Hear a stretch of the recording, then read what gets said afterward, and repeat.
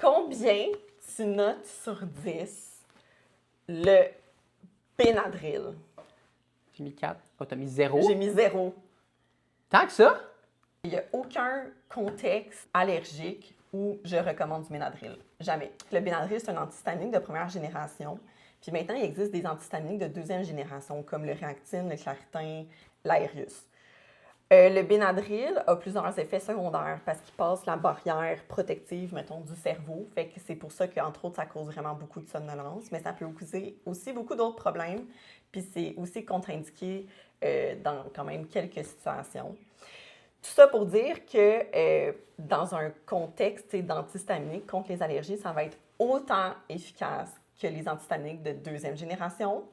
Et les deuxièmes générations, généralement, il faut juste les prendre une fois par jour, tandis que le Benadryl, ça dure que quelques heures seulement. Puis les deuxièmes générations, encore une fois, ont vraiment beaucoup moins d'effets secondaires. Ouais. Des fois, j'entends des gens qui utilisent, mettons, du Benadryl pour des réactions comme peut-être plus importantes. Je dirais que si on a une réaction comme importante de type anaphylaxie, OK, le Benadryl ne traitera pas cette réaction-là. C'est l'épipène qui va traiter. Fait que, la seule place que j'ai donnée, c'est que des fois, on va voir des combinaisons.